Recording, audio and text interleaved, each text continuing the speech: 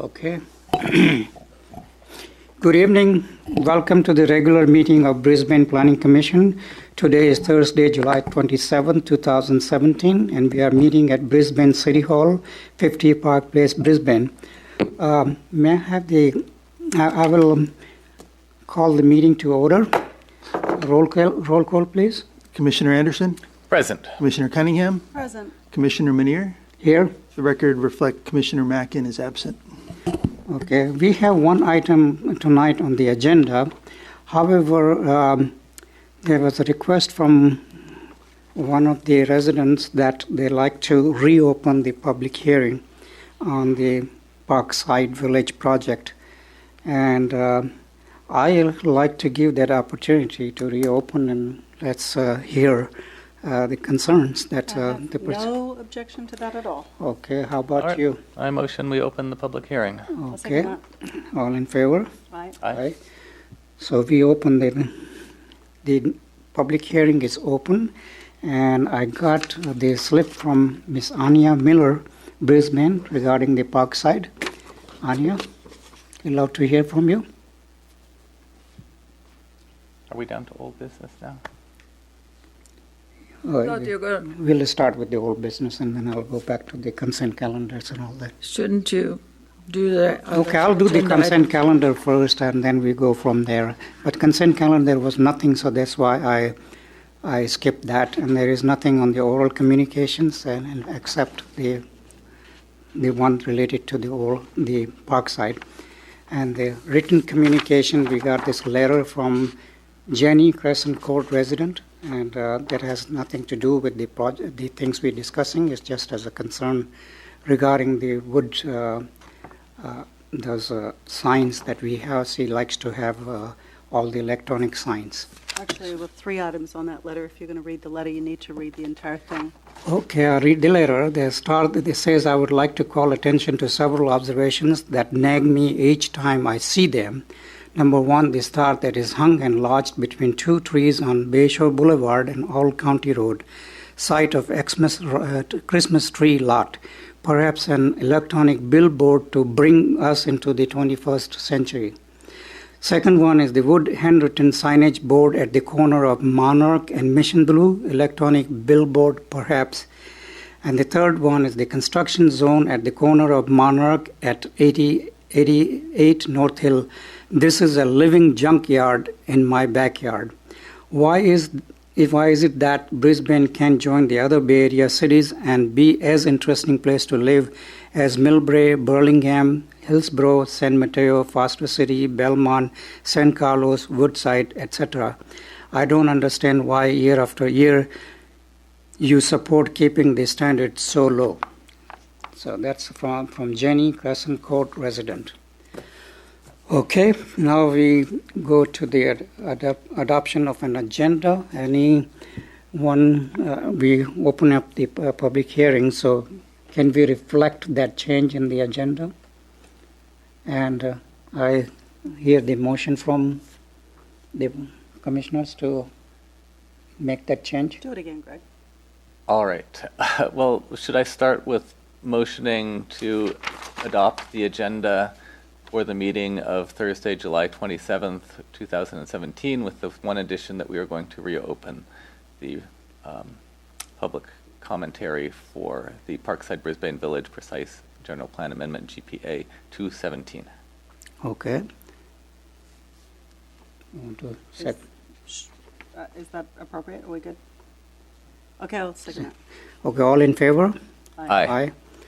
So, okay, let the minutes refer that we are reopening the public hearings per this change in the agenda. Okay, so now we will go to the, anyone in the audience like to say anything that's not on the agenda tonight? I see none. We already covered the written communication. We'll go to the old business. And now this will be changed a little bit because we are reopening the public hearings. So the project is Parkside Brisbane Village Precise Plan General Plan Amendment GPA-2-17 and Planning Commission consideration of the draft Parkside at Brisbane Village Precise Plan and related general plan text and maps amendments, 125 Valley Drive, 25-43 Park Place, 91-145 Parkland, 5-280 Old County Road, APN numbers 005-2112-100 through 130, 005 202, 150, 160, 210, 250, 005-190-100, 005-164-010, City of Brisbane applicant, DCT Valley Drive CALP, Wacken Ray Property LLC, Elena Court Trust, United Inc. Limited Partnership, Bank of America NTSA, CSHV Crocker LLC, City of Brisbane owners, TC-1 Crocker Park Trade Commercial, NCRO-1 Brisbane Village Neighborhood Commercial, SCRO-1 Southwest Bayshore Commercial Zoning Districts. The public hearing on this matter was closed on July 18, 2017. However, we decided to reopen the public hearing today. So we will proceed with this. Pardon me? Yeah, so we will start with the staff report. John? Yes, thank you. The supplemental report for tonight's evening, there were a number of items that were discussed at the last commission meeting, and what we did in this particular report is put the final language that was addressing the various points that the commission had brought up. I'm not going to go through all of them. I'll just briefly touch on what they are. There were some text revisions from DCT's representative, and those are were suggested, and those have been reflected in the attached staff report. The suggestion for a development standard regarding variation in building height, that's been incorporated into section 3.3.1 of the reso. So there was already a development standard requiring screening of mechanical equipment, which is one of the issues. Development standard required greater setback for any third-story buildings from the stories below. And then another additional development standard to consideration of a 4-story to allow for under-building parking or podium parking. And there was a design guideline to consider wind blockage as a design consideration. Designed a development standard to relocate EV charging stations from closest to the building to further away. Development standard to increase the number of shade trees in parking lots, and design guideline to encourage parking lot shade structures to include solar generation, solar energy generation. The one I want to touch on real quickly is there was a discussion about increase the parking requirements from Chapter 3 of the document. We did verify that indeed the standards that are included in the document basically match the existing city code.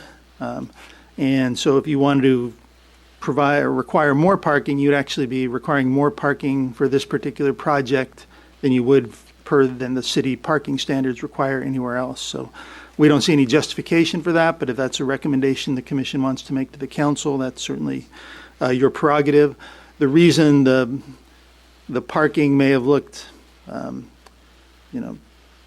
lesser is on the exhibit, kind of the conceptual plan is based on prototype units, and parking count is based on bedroom number of bedrooms. So the prototypes had a fairly limited number of bedrooms. You're required to provide less parking, but the requirement in the standard in the actual plan requires them to comply with code. So if you ended up with larger units with more bedrooms, there'd be more parking than was illustratively shown. So anyway, that's for the commission's consideration. We're not recommending any changes to the parking standards.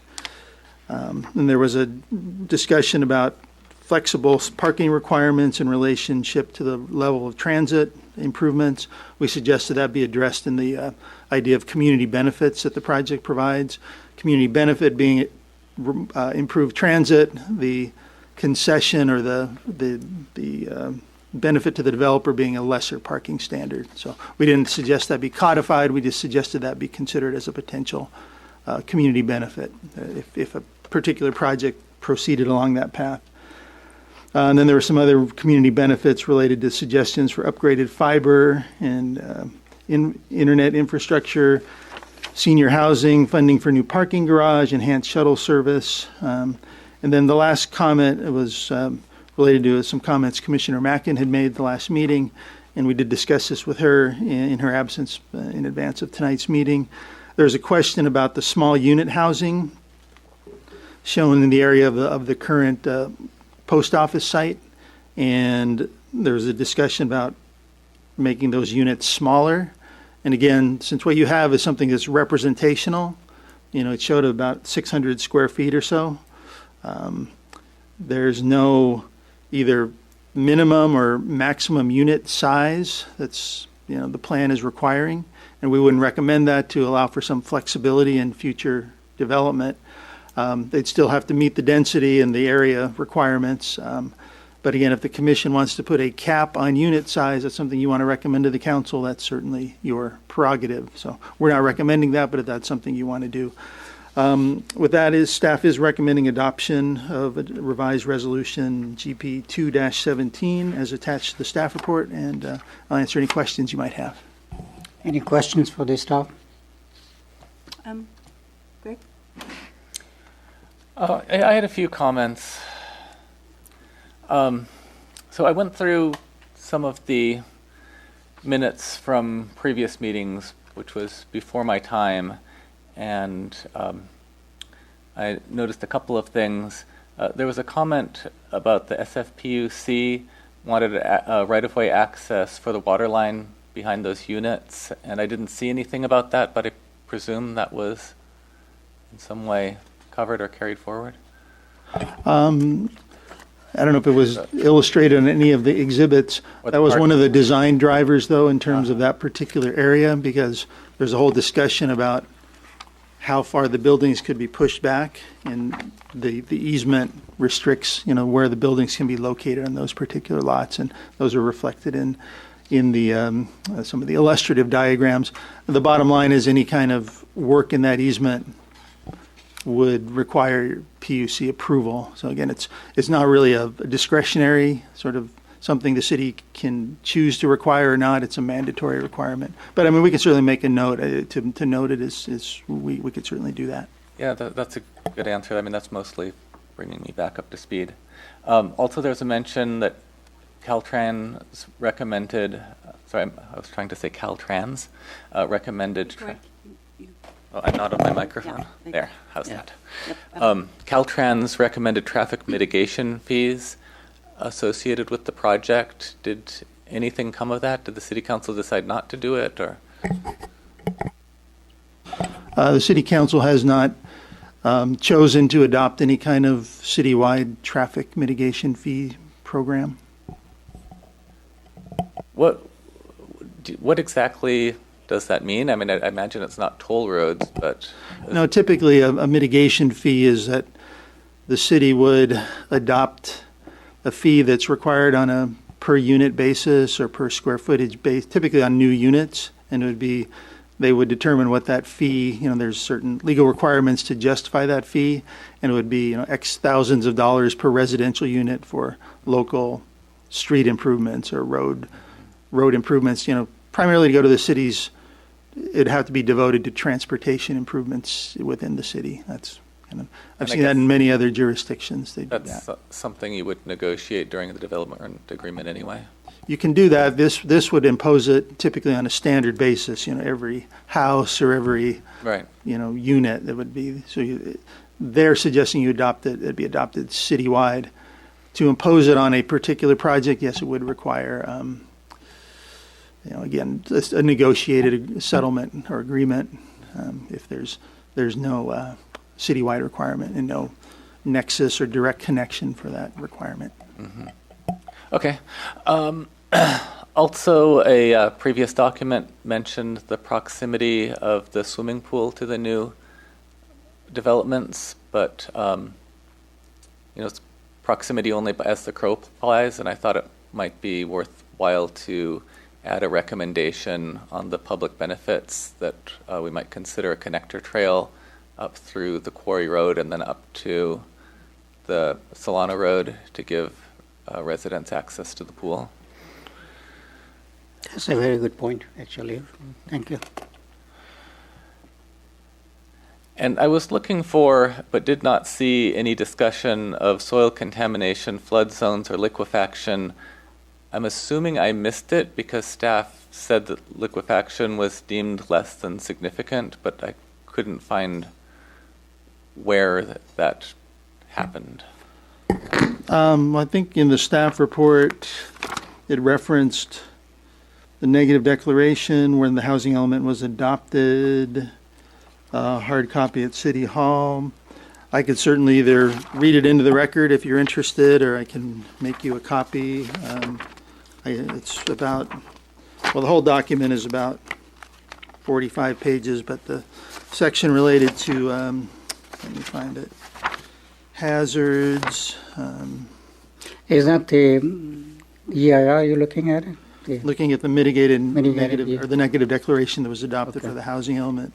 And again, the response in regard to hazards was, there are no direct physical impacts regarding hazardous materials resulting from adoption of the housing element. All ensuing projects will require subsequent environmental review to determine if they cause impacts. No significant amount of hazardous materials will be associated with residential or mixed-use development addressed in the housing element. So that's related to that. And then But facts. where, how, excuse me, I'm just curious. I don't really understand, what led up to that determination.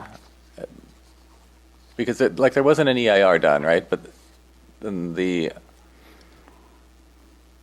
For the housing element? right. There was no EIR done, correct? It was a negative declaration. And typically, maybe I don't know, maybe in your time here you haven't processed any of those. And typically it's called the initial study, is a precursor under CEQA. And you use an initial study to basically assess the potential environmental impacts of a project. And if part of that review, that initial study, there's a determination made whether or not any of the potential impacts are significant or less than significant or can be mitigated to an insignificant level. Right. I understand procedurally, and I understand how the EIR works, but in this particular instance, a declaration was made, and you came to the determination that there were no hazards, and is that based on previous EIRs made in years past, or knowledge of what's been at the property, or I just want to know what the process was. Well, I I think just want to find out the basis, how it was, what was it based Got on? it. Yeah. Let's see, here we have locating new sensitive receptors such as residential uses near facilities where hazardous materials are stored would be considered a significant impact. Only source of toxic pollutant emissions within 1,000 feet of the proposed park lane, and affordable housing overlays, propane-fueled emergency generator for the sewage lift station, not considered a major source of emissions.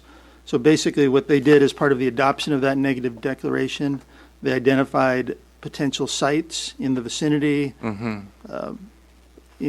evaluated them against criteria in terms of distance separation, and determined that none of these future housing sites were located in an area that would be subject to, in conflict with these existing sources of potential hazardous materials.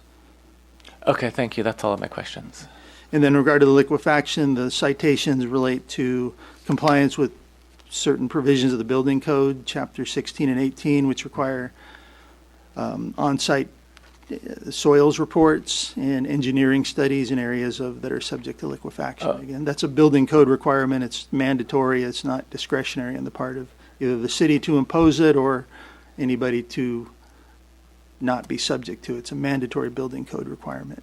Okay, so are those soil reports things that were done prior to the negative declaration, or something that they will do? They'll do that as part of any future development. It's the condition of getting a building permit. So if Right. someone wanted to build a structure in the Parkside area, whether it's an industrial building or a residential building, they would be subject to the requirements to do soil engineering, soils report, geotechnical studies, foundation design, whatever it takes to make sure that that building is designed and built to the satisfaction of the building code. Okay. Do we have any existing data on how deep that liquefaction zone is? I mean, we know in the Baylands that it's sort of sloped, and by the time we get out to Parkside, it's near the trail end. But do we know what that means? I don't have any site-specific information. I think the USGS map will show that, the one I forwarded to everybody last week, 2 weeks ago, sorry. Okay, thank you. Are those maps that detailed? Yes, to they this? are. Okay. Okay then. Karen? Thanks, Greg. Relative to what Colleen submitted to you, I was actually going to ask the same questions, which is probably going to throw a spanner in the whole works of this project, is that I know there were, when this whole project was talked about, and it's been talked about for so many years now, thinking about what's been coming up and in the state relative to affordable housing, I'm just wondering, I'm going to throw a spanner in the whole works right now.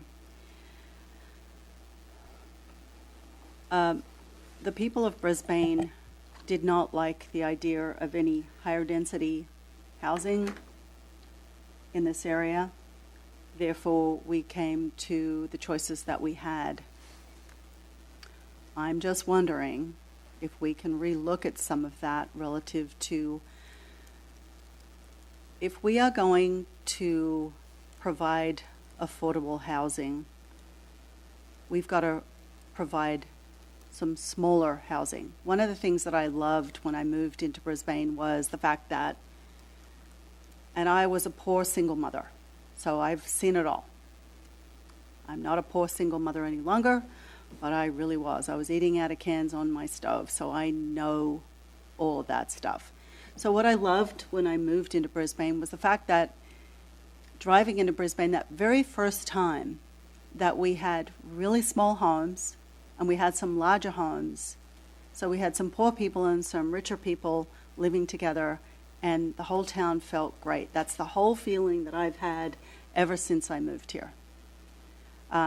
With all of these new projects that we're considering, and it's a tough call for me at a moral issue, thinking about how do we deal with this whole affordable housing issue as a nation, as a state, as a county, and as a city.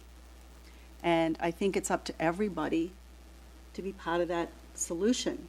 I don't know really what the answer is, but when I really sat down and started looking at this again, I'm thinking, a lot of people can't afford to move into Brisbane now because we're kind of getting priced out of the market too. So if we have some smaller homes, units that we build in any of our new developments, that opens up the doorway for the starter homes for the single people who are moving into town, for small families who are moving town, for people who want a starter. So my spanner in the works is I want to recommend that we kind of look at this again, and maybe in some part of Parkside, we're going to require or request, or I don't know how this is going to go down, that we're putting in some studios and some one bedrooms. I mean, everything that went on up at the Ridge was a minimum of 2 bedrooms. I don't think there's any 1 bedrooms or studios up there. We did not provide for any of that. So that's my spanner in the works on that one. So when Colleen mentioned smaller units, I'm kind of all over that as well for the right reasons. I mean, I love the fact that we've got the small homes and the big homes together. To me, that was what made Brisbane so incredibly special. The traffic mitigation and transportation for all new development, and we're really not talking about it, and I really want us to talk about it a lot, is the electrification of the transit stuff that we can do. I mean, an electric self-driving electric shuttle is $20,000. It's not a huge amount of money. I think we really need to be looking at all of those things too. instead of just going, oh, we can't because this is how we've always done it in the past, and we've got to stop looking in the rear vision mirror and look forward to what we can do, instead of saying, we can't do this because. And I see that so often, and it drives me nuts. Love the idea of the proximity to the pool and the walking trail to go up there. Great idea. And my third point relative to this conversation is relative to that declaration that the property is relatively safe, or that we've got a negative declaration right now. One of the properties over here was a place that made photos and things like that, and they did use chemicals. Have we, and I can't remember the name of it, and I don't want to use their name even I did, but it's very close to us, that they were using a lot of chemicals over the years, and I don't want to use their name publicly, but have we checked in to make sure that's okay? That's my comments. Yeah, so I can address all three of them now if you want. Thank you. Or Yeah, okay, please do. let's go in reverse order. Typically, what happens when a site is going to be redeveloped, I mean, turned over, converted from an industrial use, then they say want to build a residential use. Mm-hmm. Part of, again, the required analysis is to do what they call a phase one hazardous study, and that basically gets into the history of the use. Are there any records of releases or chemical activity? And then depending on the result of that phase one, then there can be additional either testing required or, whatever that phase one leads to in terms of additional remediation. But that's done as part of a redevelopment opportunity. We don't routinely do that as part of a business turning over or a tenant improvement coming from one industrial use to the other. A lot of these industrial uses are also regulated by various, such as the county health, if they're using certain environmental materials, fire department. So they're usually subject to annual inspections. The phase one is really more of a historic look, and that's, again, for the protection of any future user, developer, occupier of a site that had a historic industrial use. So that's that one. The electric transit, or I think I see your point. I think it's a really good idea, especially in kind of a confined area like Brisbane. I think, again, the question is, in terms of Parkside, what can Parkside as a planning document, what kind of sort of, I wouldn't say burden, what is the fair share, what should be done on that particular kind of program that doesn't have a citywide, there's no citywide plan, there's no program. So the idea that somehow the Parkside plan should be the vehicle, so to speak, of how you create this, I think is a little, I think the idea that as a community benefit, if someone wants to participate, a future developer wants to participate in that and work with the city on doing that, I think that makes a lot of sense. And if you want to, as a separate recommendation, make the recommendation to the council that they consider this as a broader policy issue that you'd like to see them pursue, that's great. I don't think it's, if part of what you're trying to do with Parkside is create a proactive vision for this area and that might encourage a developer to redevelop these sites into the housing that's envisioned. I'm not sure that putting a citywide electric and a trolley system as a burden of this particular condition of this particular project is going to further your objectives of creating this attractive for development. So, I think they have a role to play if the city chooses as a policy direction. That's something that council wants to do. And then anybody within that geographic area, it makes a lot of sense for them to do their fair share to implement that. I think really you need to have the policy direction by the council first before we start imposing that as a requirement of any individual sort of planning effort. That would be my opinion. And then the third is the small unit housing. Again, I think I don't want to mix two things, but again, this is all privately owned property that's being rezoned. So, what the city might do if the city were to participate in actual building a development for for low and moderate income housing. The city would have, to the extent the city wants to fund that and finance that activity, the city has full discretion over the size of the units and the mix and everything else. For this particular project, if you want to encourage, it's fine. You could require. You could say that's your recommendation that the what do they call it, the small unit housing be limited to a maximum size of X, or this mix of 1 bedroom and studios. That's your prerogative. It's something we don't. It's that fine balance of trying to provide some guidance in terms of what our objectives are and what your objectives are versus making it so prescriptive that nobody's really interested in building that. So that's interesting that I can't make 300 square foot units. I'm not interested in building that. I can't build 300 square foot units and make that pencil in my market. So, that's the balance. But, certainly you can either encourage those, or if you want to make it a requirement, those are, that's something it's up to you to make a recommendation to the council as you see fit. Okay. Thanks, John. Anything else? No, I these were just, I think it's fair that as things come up, we talk about it. Okay. We don't have to say, unless developer X agrees to do studios, then it's not a fair game. It's like just introducing the idea into the conversation. If it doesn't work here, maybe it's going to work somewhere else close by. I don't know. I just thought it was logical when it came to mind. I think I agree with you, and I think it's a very good point that you made it, because with these documents, we can show like a precedence for the other projects also that we are interested in smaller size units. Is there any limit on how small the unit can be? Because are there any building codes that say minimum 300 square feet?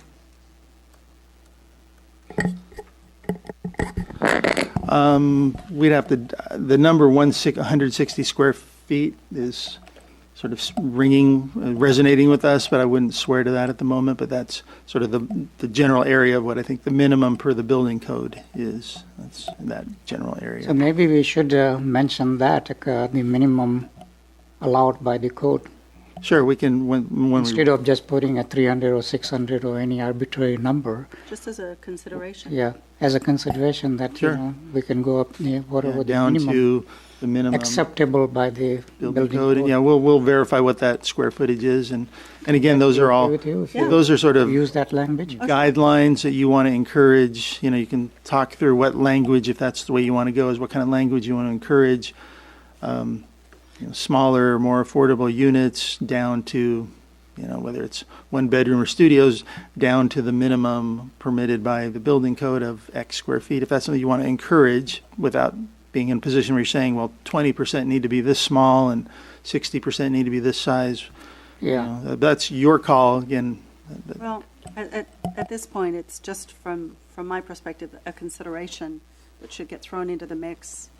If we don't bring it up, it's not going to be discussed. And, there's going to be opportunities that come up, and who knows what and where they might be, that, oh, look, here's this property just became available, and this person who owns this property thinks this is a great idea. If we haven't discussed it, we haven't discussed it. It's not even on the table. I think thanks for bringing this up, and I think this is the right time to bring it up too because of the problems with the affordable housing. So this will provide an incentive for people to come up with these kind of ideas to create more affordable housing. Because if you go with the standard size, it's become non-affordable immediately. So very good point. Thank you very much. And do you have any other comments? Based on what Karen discussed? I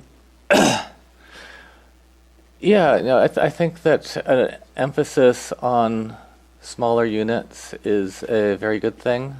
The other day I happened to be near the trailer home park. I was walking by it and I saw that it was a little dilapidated and not so taken care of.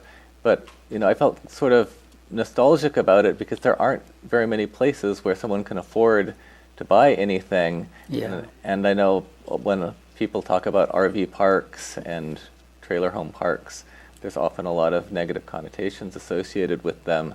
But, you know, I sort of think it would be good if we could find some way to incorporate things like that. If not all the way down to a mobile home park, then a tiny house would be good. You know, we are struggling against high land values where you Yeah. have to wonder, you know, would it ever make any sense? Would anyone ever want to operate a mobile home park, or just how affordable would even the smallest house be on a lot that's really expensive? But you know, with all those considerations, I think it's really a good idea for us to try and encourage in that direction. Well, if we don't, actually, what we're going to do is make Brisbane a town of elitists as well. And we're not going to, we've got, several teachers who live in town. We have one police person who lives in town. None of our fire department lives in town. Mm-hmm. So we either become part of the solution or we're just part of the problem. And people who want zero development in Brisbane, from my perspective, that's part of the problem because, you know, do you want somebody to work in the restaurant to serve you, or do you want a robot running around, you know, cooking your Chinese food? I don't know. So, yeah. My comment wasn't intended to be that we shouldn't pursue it. Just my fear is that, you know, if we did pursue it and it was still too expensive, then it just wouldn't happen, and that would be equivalent to no building. But I do think that we should investigate and see what we could do to make it possible, because I do fear that exact concern that you raised about, you know, not just elitist, but unaffordable for everyone. Well, just by nature, we're becoming elitist because nobody who serves, you know, in our communities can live here. You know, I think it's a travesty that, you know, anybody on our fire department has to drive 2 hours to work and back and spend 3 nights a week here because it's too far to drive every. I mean, we have to find a solution, and I don't think it's the property owner's job. I don't think it's the developer's job. I don't think it's the city job. I think it's the job of all of us to, you know, think of some creative things to do. So Yeah, just that's an true. idea. I mean, a lot of cities are facing that problem, that their own staff cannot stay in the same Can't even stay city. close. Yeah. Can't even stay close. Yeah, I think the city of San Francisco had that big problem for a very long time. Most of their fire and police were staying in places like Novato at that time when my wife worked for the city of San Francisco. And now some of the people, they even commute from Sacramento and Antioch and all those places. So that's a good point and very, very well taken. When they Thank you have for bringing it up. When San Francisco has 30,000 vacancies. Just saying.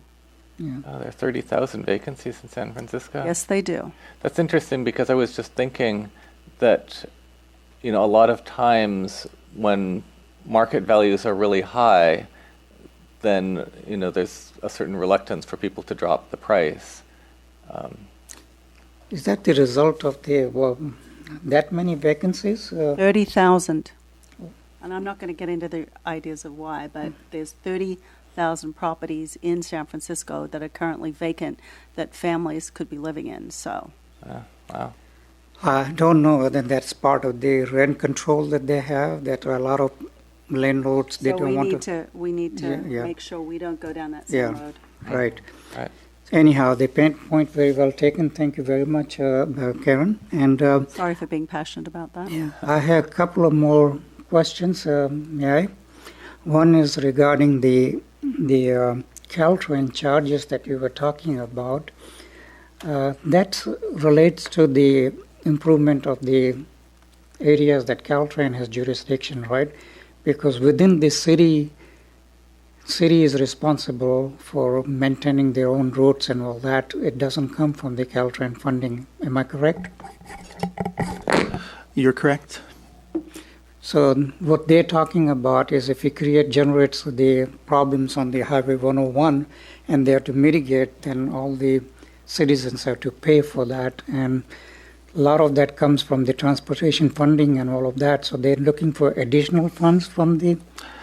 It's actually, this is dating back a while, so probably Commissioner Anderson's has more fresh on what Caltrans' specific recommendation was. That I know that the city adopted a citywide traffic mitigation fee. I don't know if it was intended to offset impacts on the highways or just any just roadways. I don't know. Maybe you could. Regrettably, the minutes were too vague. Okay. Yeah. Yeah, I don't recall what. Typically, you're right. The logic is that Caltrans was wanting the city to adopt a fee program that would benefit Maintaining highway- the highways yeah, and freeways. exactly. But what about the old Bayshore that we have here? Is it part of the Caltrans jurisdiction or ours? It's not to my recollection. It's the ours. city's jurisdiction. Okay, so those funds probably we won't be able to use it on Old Bayshore either. Correct. Because recently the city did some of the work on the Old Bayshore. So it came from some other funds, I guess, I assume. Okay, the second question I regarding the small homes. You've probably seen on the TV also, it's getting very popular now. There's a series called Tiny Homes, and it's interesting. So a lot of people are thinking about that, and I think it's about time that we should think about it, and thanks to Karen to bring this up. The other question I have is regarding the EIR. When the EIR was completed, and did we do the EIR, or it was just based on the previous records? We said that that's what the results will be. Was somebody in the staff did all that work, or we had a consultant to do that? A negative declaration was no EIR done for the housing element.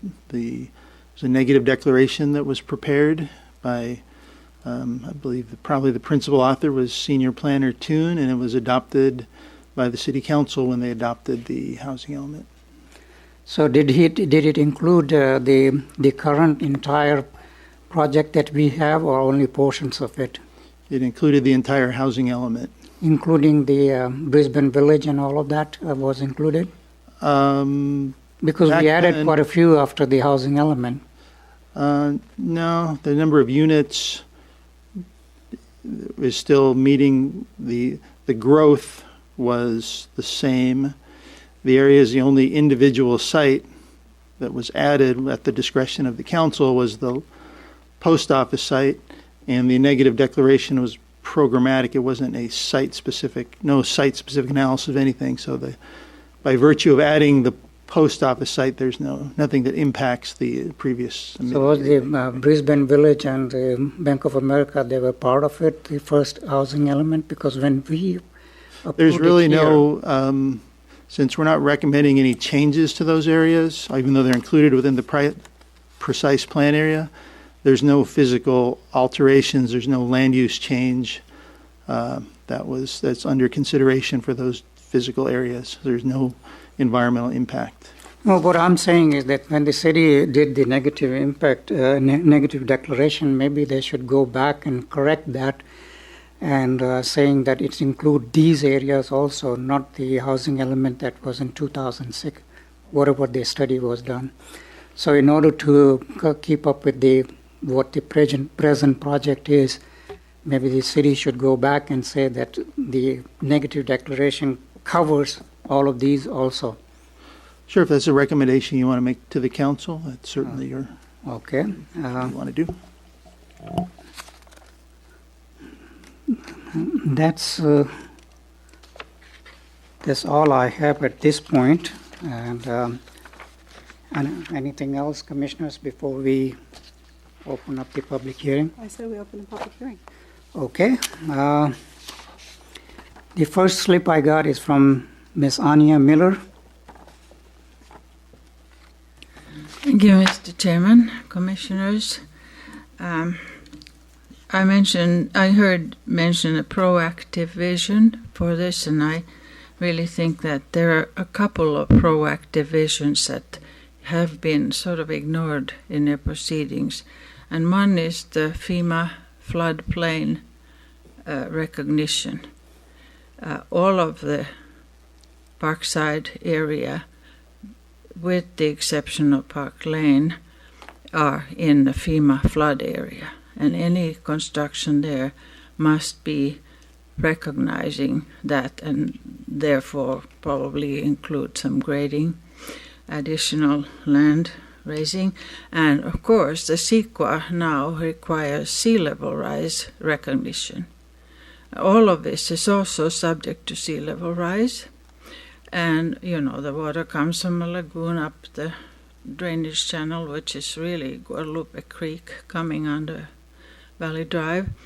And I really think that there should be, if you're going to be proactive and consider the future of this site and all these wonderful land uses, which I have nothing against, but you should consider. Now, your material has no vision of what a building, how much higher the building would have to be before it's constructed with the floodplain and sea level rise considered. Is it 5 feet or is it 10 feet higher? And how high does that then make the construction altogether? And I do think that you absolutely have to look at these, their legal requirements, and to just say this comes at the time of building permit. When you're talking about a plan that has the whole area, and the housing element did only include the Park Lane area, and not at all the vacant land, for instance, that you are proposing for housing, which is good on Valley Drive, County Road. That's good, but you have to be realistic of what exactly that plan would look like. And I do think that this is being rushed through a little bit, sort of a imaginary level, instead of looking. And I do absolutely think you should have a study, perhaps not a full EIR, but looking at the previous data that exists, call for maybe some other new studies, just how far up should you regrade that site. I was here when we had a tremendous flood. The whole park land was underwater. City Hall is now is in a floodplain. You do have a serious issue, and you should not rush ahead without studying these things. That's my point. I hope you hear me. Thank you. Anyone else? No one? May I get the motion to Close the public hearing. close the public hearing? Second? All in favor? Aye. Okay, so, No, I have a couple of questions now. sure. Stuff. So, relative to this Parkside plan moving forward, my assumption was, and please correct me if I'm wrong, is that I think we're all very well aware that this entire area is subject to 100-year flood potentially, and if there were building permits that came in relative to that, how would you deal with that relative to what Anya just said? There's a requirement in Chapter 15 of the Municipal Code, which requires, the proper floodplain studies and to verify indeed that the property, the finished floor, are raised to the level 1 foot above the 100-year. Floodplain is determined by the floodplain administrator, who is the Public Works Director. Okay, so that's already on the books, so these questions will be addressed. As a standard, it's like liquefaction or seismic stability, or this idea of previous use of these buildings in a phase 1 or industrial uses are all Thanks, John. embedded in. Okay, anything else? No, Ms. I Cunningham? just wanted to address those Okay. concerns for sure. Okay, how about you? Anything? Any other questions? Commissioner? Well, I think that the points that were made in public commentary were of interest, and I think that we should recommend that the City Council consider such issues as, what would that do to the height of the building if we were going to, increase the floor level for sea level rise. Sea level rise is varying over time, so I don't know that, if the current owners are not building today, if they build in 5 years or 10 years, we might have even different considerations. But all the same, I think it's something that we could at least recommend to the council. They may or may not choose to take any action based on that. What would your recommendation be? I mean, if this is already part of the consideration, if an application comes in, what would you recommend? I'm recommending that they consider the effect on, the height of the structures. Oh, okay. And things of that nature. Got it. I'm not planning on changing. I mean, just based on the other things that we already talked about, vis-a-vis affordability, I don't think I would favor lowering the building heights anyway, but I do think it's something that they might want to look at. Okay. Anything else? Unrelated to Parkside, the previous discussions about the electric shuttle, I do think it would be a good idea to consider investigating that as an independent thing to look into, because it seems like a really good thing for the city. And as I mentioned, Parkside might be many years off if none of the current owners choose to do anything. And also we have an existing shuttle service, and I wouldn't want to be too hasty to in any way interfere with something that's very successful and useful, but we might consider whether an automated system might be cheaper and provide better service. Or at least like 24/7 service. Over a wide part of the day. Yeah. Right. If you're going to Caltrain, Right. it's out of sync and you have to wait 30 minutes. No, on this one thing or just the goes other. around and around. I mean, Right, with a human, you have to wait, but with electronic, you wouldn't have to. Right. 7 Yeah. years ago was when we went to, what was it? The planning commissioners, whatever it was. And that was fascinating back then, and it was operational in Singapore and Italy and doing really well, and there were no problems with it. And at the last planning commission meeting, Colleen Mackin brought it up that it was in Ohio. So I went and looked it up, and sure enough, in Ohio, in Cincinnati, it's doing gangbusters, and it's a very inexpensive thing to do. And I think one of the things that unfortunately we get stuck in here in Brisbane is, but we've always done it that way. And granted, not all new technologies are fabulous. In fact, some of them are probably pretty horrendous and very expensive, and they're not going to work. But this seems like a slam dunk, no-brainer. It's a golf cart that runs on electric things on the road. It's really nothing. It's nothing fancy, but who needs fancy? I want to get out to Caltrain. I don't care that it doesn't have cushioned seats. I want to get out there. So we've been talking about this for so long. It would be really great if we could really get this into the thought process of everybody who's making decisions in Brisbane, that it's, we're not putting barriers up that, this transportation issue has to be this horrible thing for getting around Brisbane. It doesn't. We've got some really simple things that can happen. Just for your edification or thought, Ken pointed out that last time we had to update the circulation element for complete streets. Mm-hmm. Your very sort of, I think, useful comment and sort of thought was incorporated in actually as a program that we embedded into the general plan to monitor and consider new technological advances such as driverless shuttles, how sharing-based transportation can be accommodated in the city's circulation system. So it sounds like what you're probably recommending, or you might want to consider, is that's program 53E, that you would like the council to consider, a program to implement adopted general plan program, or let you study this adopted general plan program 53E. And then that kind of sets the stage for, you guys to have a good conversation, a robust conversation about that. And it doesn't necessarily get too tied into Parkside, which is maybe a component of that, but not really the way to drive that forward. Well, it just gives people, a lot of people don't know about it. I mean, when we talked about it 7 years ago, the geek in me was very excited.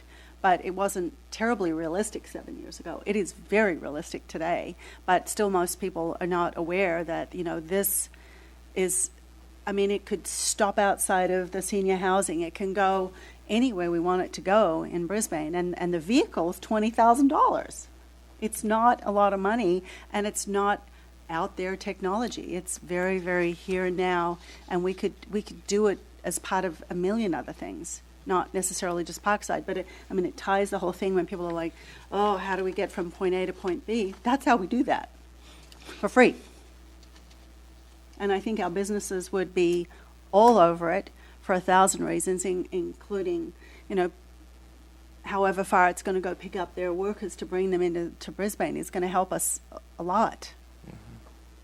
All right, I'll get off my horse on that one. I'm very excited about that. No, I agree. It's very exciting. Is it possible to put some language to the council regarding this for the Parkside project? I think already what we did based on our last conversation was, we discussed the sort of things that could be considered community benefits. Yeah. And that was one of the items we plugged in, so if somebody was interested in that, when a development came forward and sort of there was city's a program or a plan had developed and someone could actually then do something to action, take an action based on previous city, then they would be able to sort of do their bit to sort of implement a portion or whatever it would take. That's the way we set it up. So it's kind of a tickler in a way. It's there. If the city were to move forward with some larger program, then you have a vehicle where you can tie this project into that. But I think, maybe you can talk about this after you take your whatever action you're going to take on Parkside. The question of whether you want to agendize this a more broader request to the council related to that particular general plan, program, or policy. That would have to be agendized at a separate meeting. You can take any action, but that's something you could direct staff to do. Agendize that when you have 4, or wait till you have a 5th commissioner at your call. When are we going to have 5? In the fall. Okay.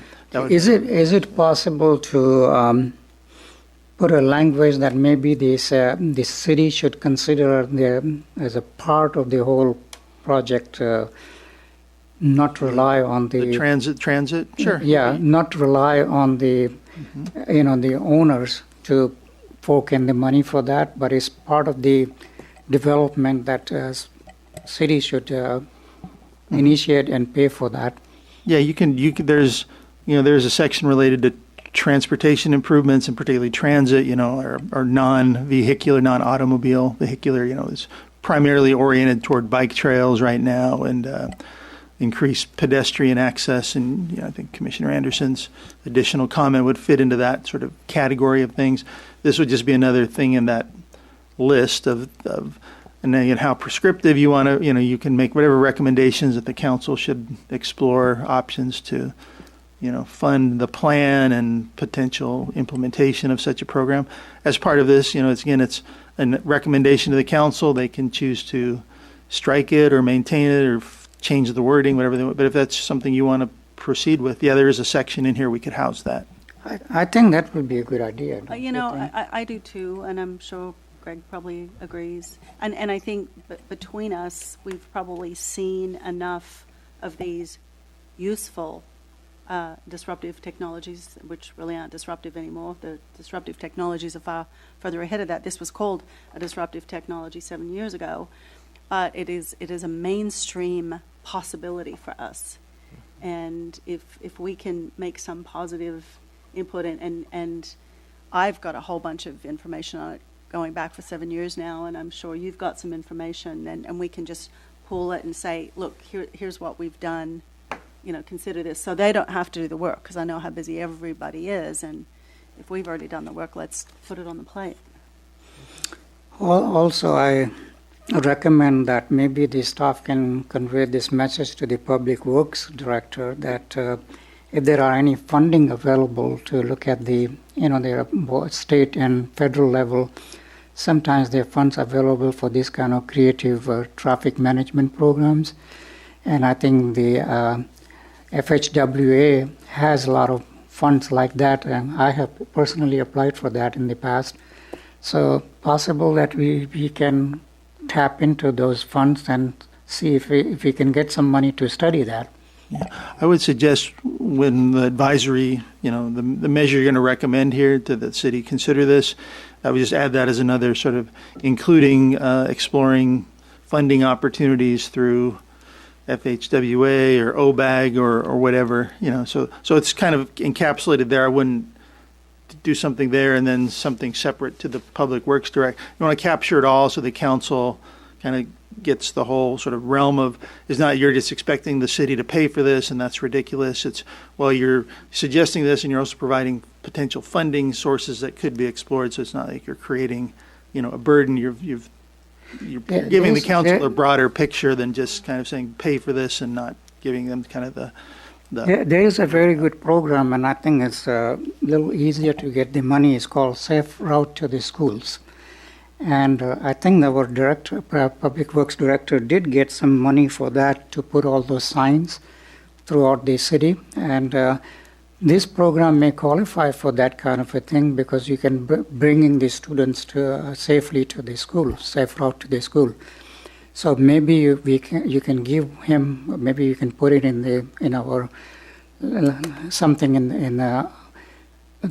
to the city council that maybe the Public Works Director look into that safe route to the schools. It's a very good program, and I think it's still active, and both the state and federal funds are available for that. So you guys like that idea? I think, Karen, I'm trying to get every. I think we're kind of getting a little off. Yeah. But I'm trying to get every possible way to see if we can make that a reality. Yeah, I don't think we have any really good idea about how to fund it, but I mean, that could be part of the investigation. I think that's the next step. I mean, we've got to just say, what we want to send to the city council now, and having the electric shuttle is a part of that. But if we can come back with a lot of really great backup with all of that information, I think that's the way to go. Yeah. That's my opinion. Okay, there was a question regarding the height of the building resulting because of the sea level rise and also the flood zone. When we consider the maximum height, then you can deduct wherever the height is, that will be the total available height for that particular building, right? Because all you have to do is mention we say 40 feet high building. Is that 40 feet from the ground up or 40 feet considering also the flood zone as well as the sea level rise? It's typically from grade. Yeah, now they say natural grade, but in the case where you're raising the entire area, does that then become the natural grade? Yeah, what's the natural not grade on the necessarily. Baylor? That's why I brought this up, because I think a lot of cities, they consider existing ground as the one. That's not going to work for us, though. Yeah. Yeah, I know, but that's why I All brought right, this so point. we need some realistic dialogue here. So we need to put something in our recommendations here that. So what is your desire? What's your desired end state? What's your goal here in terms of what do you want it to say? What do you want? Are you trying to put based on, say, today and what we'd consider quote unquote existing grade, and is your desire that you have a fixed point and you don't want the building and whatever build up to exceed, get you out of the floodplain, you don't want that to be capped? It means you want the building to shrink if the pad has to raise? I mean, is that what are you trying to achieve? What's your goal? All right, I'm going to go first on this and get shot down by both of you. So if we think, yes, you will. If we think that in the next 100 years we need to raise the grade by 10 feet to make sure that whatever gets built out there is feasible, is fine for the owners, is not going to be an issue for the city, then it's got to be plus 10, plus whatever we agreed to. Otherwise, there's no point. We've got to consider the 100-year potential that's already on the books, and make that the base from my perspective. So your baseline will not be the existing ground, but the one at 100 years level, what that will be. 2 floors are going to be underwater. People are not going to want to do that. It's not going to happen. Yeah, sea level rise. So are we going to say tomorrow somebody wants to build that, for example, are they going to consider that 10 feet will be allowed to them? I just don't think there's any adopted standard. I mean, I understand there are projections for sea level rise, but, and, you know, they're going to be based, the requirement's going to be based on what the FEMA requirements are.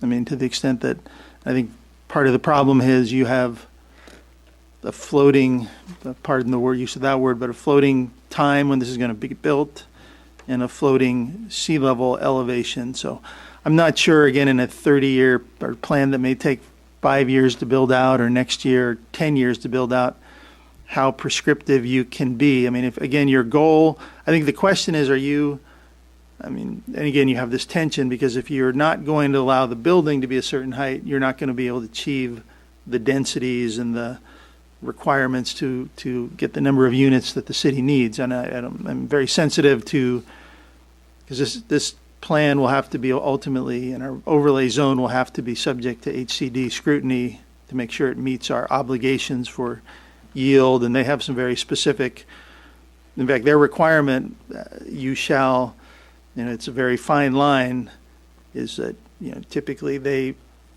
consider it 3-story the minimum to achieve the kind of densities they're, going to consider the city be in compliance with meeting our RENA allocation. So that's kind of why this is all keyed to a 3-story level, and any kind of standard that then cuts into that 3 stories, I think puts our housing element, I'd hate to put that at risk.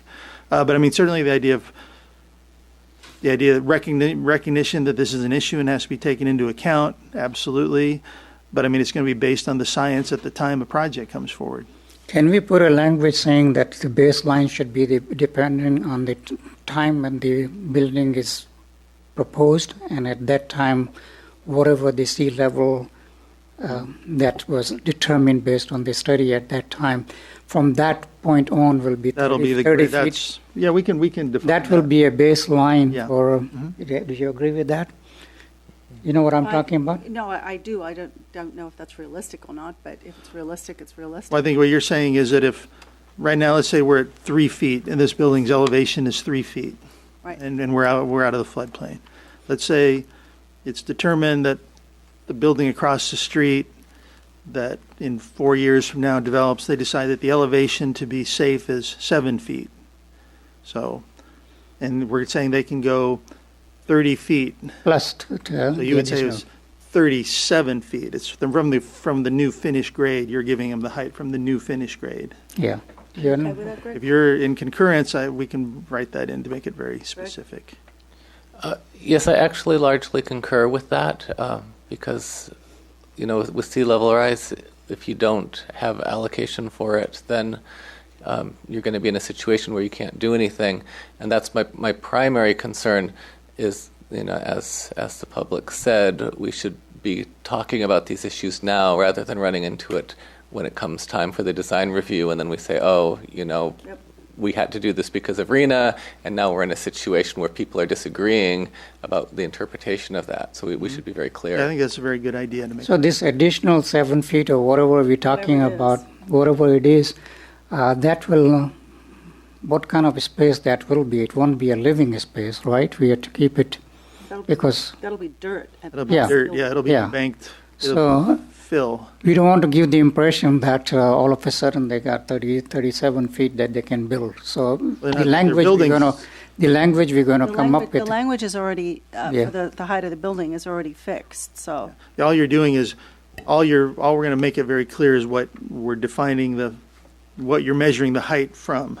Yes. And it'll be based on this required required grade to meet sea level and floodplain, time. Determined by the. Yeah, in effect at the time of a building permit. That's what we would do. We would have no basis to require it more, Yeah. That whole sea level thing is changing so rapidly. It's like we've got to have some flexibility here. I mean, already I'm hearing some people say 11 inches and some people saying 11 feet, and the estimates really are that. wide, and it's perhaps not going to be on either end of the extreme. But I think the other thing that we have to consider is if there was a wide discrepancy and if we're not raising or rebuilding City Hall, then what are the implications for the roads and access if we have a lot of height discrepancy for the floodplain? And I think all of this should be considered in a study, and then we should make a decision after we have some more speculation or informed speculation. Again, typically the roadway system, roads in many jurisdictions, in some places, certain times they will function as a floodway. So they're design solutions. I think we want to, and I think it's relevant. I think it's probably a citywide discussion, and probably much more important to roadways like Bay Shore and where the flooding is north end of Bay Shore. But I mean, it's a good conversation for the city to have a strategy. And there is a lot going on with what we call sea level resiliency and adaptation. And again, it's a bigger conversation. It's like your question about sort of driverless shuttles. It's a bigger conversation than just Parkside, and make sure Parkside's taken into account, and make sure that Parkside, reflects those good practices, but Parkside's not going to drive, a larger adaptation strategy for the city of Brisbane for climate change. Like if we need to raise all of the roads, I don't know how we'd really afford that. But. Well, Greg, I don't think we can not make decisions out of fear all the time, which unfortunately I've seen in this city for way, way, way too long. We need to make decisions that have flexibility.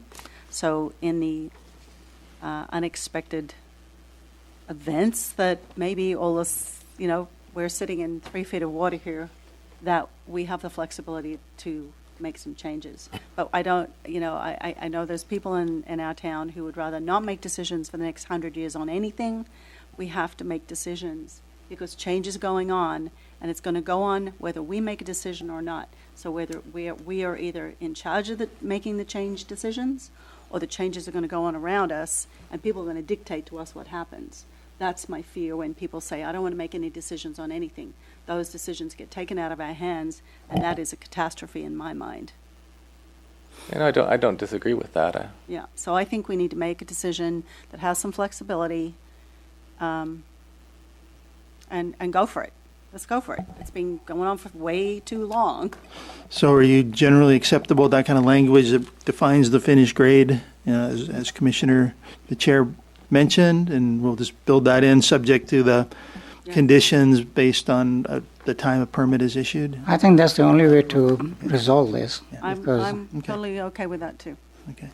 Okay, so now with this many new comments, we probably have to schedule another session for that. I don't really because we want to see how it's written. You bring it back to us, right? If you feel the need to do that, yes, we will do it. I don't personally feel anything here is that complicated. I don't either. Okay, if you think it's your call. It's your call. If you think it's not complicated, both of you, then it's okay with me. Well, I mean, there's certainly a number of red lines, but I don't think we need to have it come back here. And as far as the public is concerned, it'll be reviewed at and the if it comes back to us Council. as, here's the decisions we made. If there's a change we need to make, we make a change. Mm-hmm. Okay, so what you typically will reflect those in the minutes, right? And so again, which will happen before it gets to council. Right, so you'll see it in a minute form. If there's some clarification, that gives you a bite at that one more time. What you can do is you can send us the final draft of that will go before the council. Well, what I would do, as part of the minutes, we would specifically identify, where we've had this verbal conversation. I told you, we'll embed that in here, there, the other. In the minutes, we'll give you the language of where we actually did embed it and what it says. Don't we have to go through a resolution to send it to the city council? Well, the resolution would be per the discussed changes, and before you sign the resolution as the chair, you'll see the final. If your commissioners will authorize you to sign on behalf of the chair with those, or on behalf of the commission without seeing the final red line strikeout. I think I like all the commission to see it before I sign it, because that way, their input is necessary. Yeah, they would see it in the minutes, not necessarily a full book. Fine. I mean, if we don't like it, we will say so. Yeah, I mean, it's, We can make this work where, the commission sees it before you sign the resolution and before the council gets it. yeah, the thing is that I want to make sure that your comments are already properly incorporated, what we sent to the Yep. to the council, because Understand. Right, so that's going to come to us, and we're going to have time to look at it, and if we have any comments, we'll send it back to John, and he'll send it back to you, and, Right. well, Yeah. I think we've all been very clear and agreeable on what we think the best plan of action here is. Yep. yeah. But if there is any problem in the language or anything, I want to make sure that you Sure. guys have the chance to review that. We will. And in thinking And- about this, maybe the cleaner way is you close the public hearing. If you not, you did reclose it. Yeah. The motion for tonight would be to direct staff to prepare the resolution reflecting the previous changes and the new changes. And then we would schedule the actual adoption of the resolution as a consent calendar item. And then if somebody has a problem with the wording, you could pull it off consent and discuss it. If that's acceptable? That's fine with me. Yeah, that's what I was expecting. That's fine with me. Yeah, so that's, Sounds good. okay. Well, That way everybody will have the opportunity to see what's Yep. going to be sent to the council. Sure, that's fine. Okay. Wow. Yeah, and in addition to the flood zone, I think we should also note the item that Commissioner Cunningham mentioned about the photo lab, and just ask if they want to consider, another, I don't know if it's a survey paper or, I didn't What? mention any particular building. oh, sorry. I guess again, there's already a process, so if you want to make reference to the process on a safety basis, that you ensure that any any historically used industrial buildings are demonstrated to be safe for, conversion of these properties to residential use. I'd rather see that than start cherry picking, Right. because No, I don't know if anybody here knows the history of every building out there, and I don't want to set out one building and treat it differently than That's why I didn't when all the mention it. buildings are going to be treated in essentially the same way because they all have an industrial past. Yeah, that recommendation sounds better. And also at the time of the permit, you're going to look at those things anyway, right? Right. Reflecting, while we're showing our work, I guess saying we're just telling you what, and putting in the document what the standard practice is. So there's just because it's not mentioned doesn't mean it's not being done. So that's all we'll do for you. Okay. Okay. Anything else?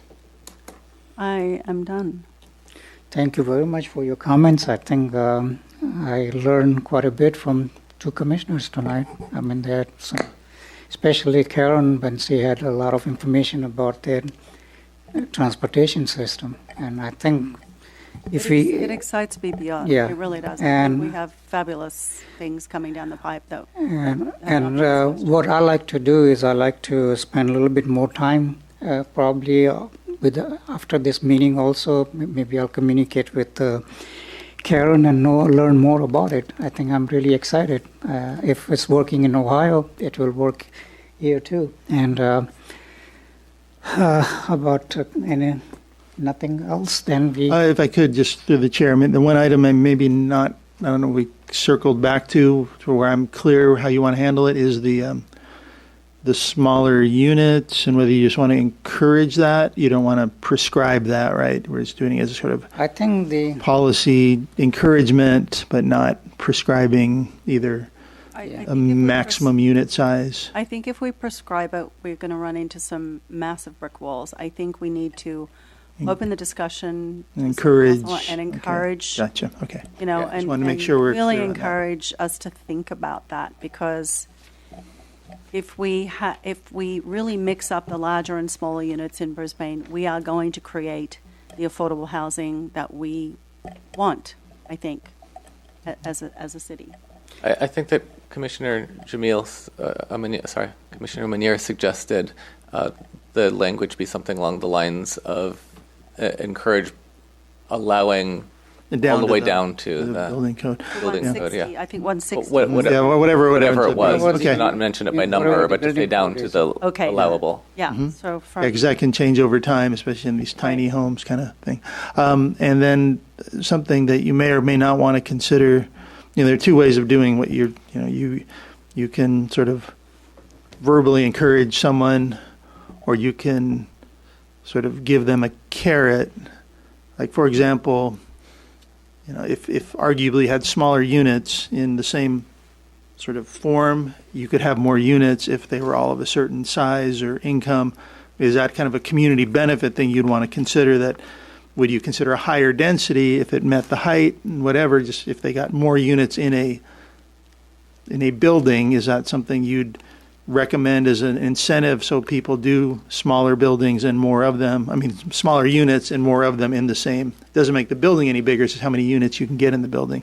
Whether or not that's something you'd entertain as kind of a trade-off, a conversation you'd want to have with a prospective developer, you'd want the city to have with the prospective developer. Yeah, I would think we would need more traffic and parking studies if we were going to do that, but I'm not opposed to it. Yeah, well, at least having the conversation. I mean, if we've got, building X that stays the same size, but for wanting to create some affordable housing units in our town,